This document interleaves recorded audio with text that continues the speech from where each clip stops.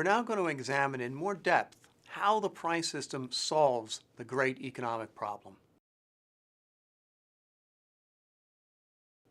Here is by now our very familiar diagram of the market for oil. Notice that all of the uses of oil above the market price are the higher valued uses and the satisfied demands. The uses of oil below the market price are the lower valued uses and the unsatisfied demands. Take a look at the use which is just equal or very, very close to the market price, right here. We can think about this use in two different ways. We can think about this as being the value of the highest valued unsatisfied demand, or pretty much exactly the same thing. This is the least valuable satisfied demand. The price is thus equal to the marginal value. The marginal value is the lowest valued satisfied demand or the highest valued unsatisfied demand.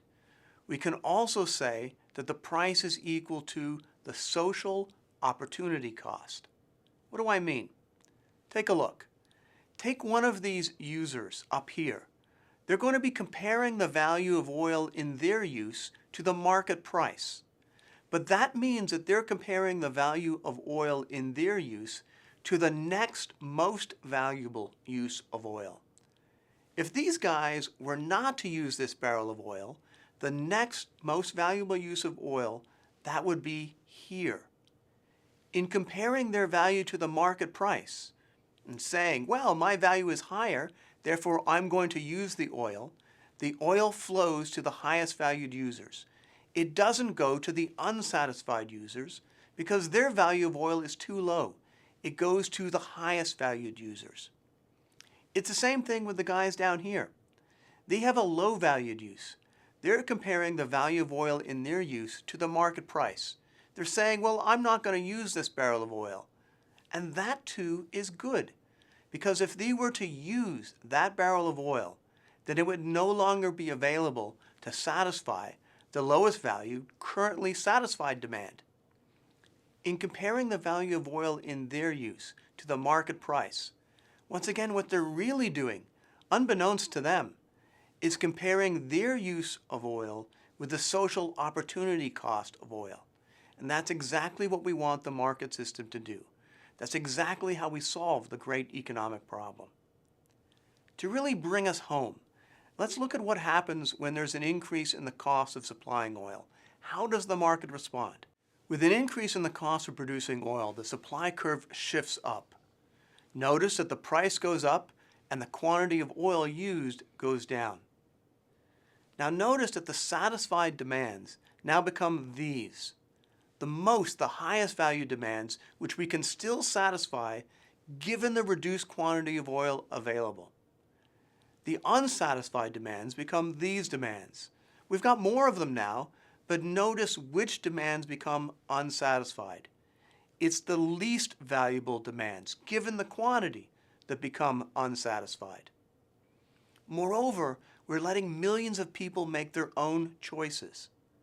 We let them look around and say, well, with this higher price of oil, how can I respond?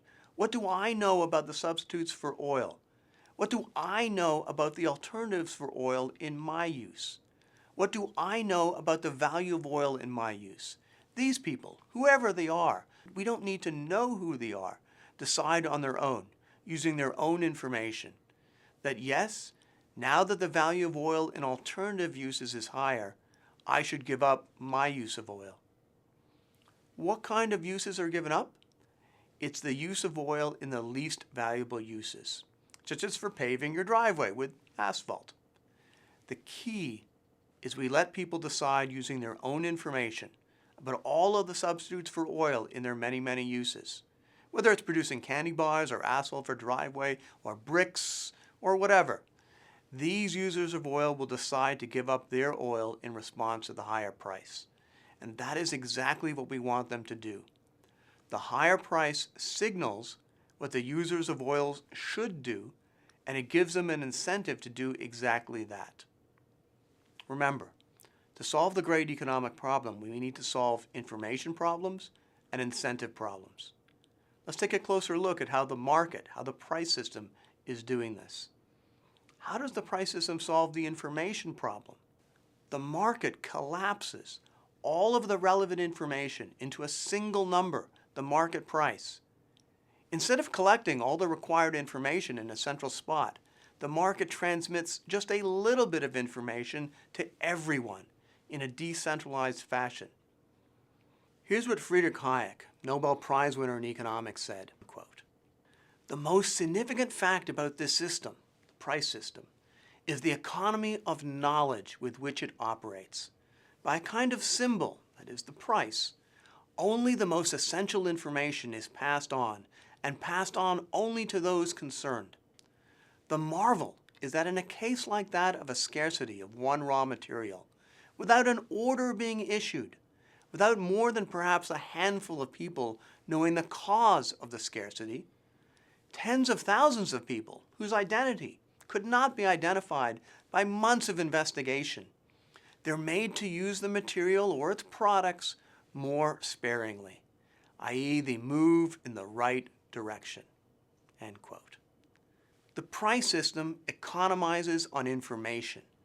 It's able to allocate resources in a decentralized fashion, using all of the information available, but without collecting all of that information, without having to transmit all of that information, because it makes use of the information in a decentralized fashion.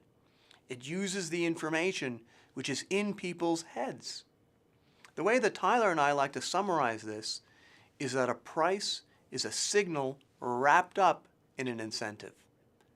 An increase in the price of oil signals users that oil has become more valuable in alternative uses.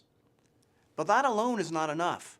We also want people to move in the right direction, to take the signal seriously, to adjust in the right way to the signal. And the higher price does exactly this. It gives users of oil an incentive to respond to the signal. They respond by using less, by substituting a lower cost alternative. And suppliers are also incentivized by the signal to invest more in exploration, to look for alternative sources, to build more, and so forth.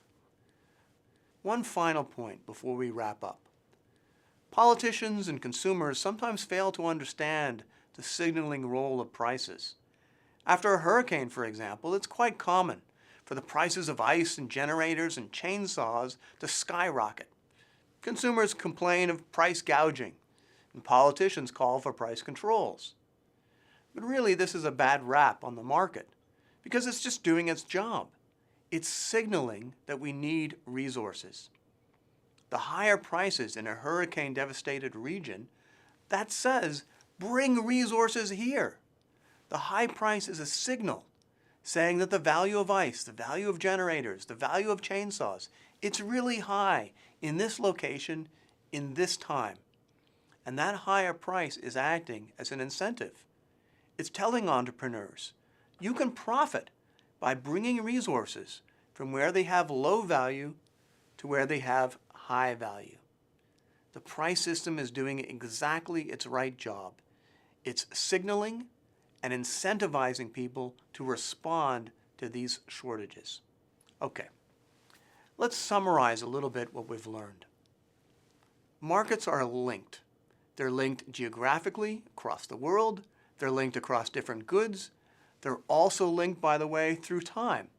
We haven't actually discussed that one yet. We'll discuss that in the next few lectures when we talk about speculation.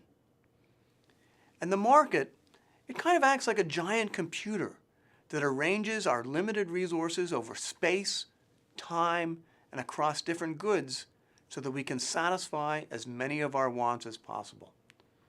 Prices are the signals that coordinate all of this economic activity. Thanks. If you want to test yourself, click Practice Questions. Or if you're ready to move on, just click Next Video.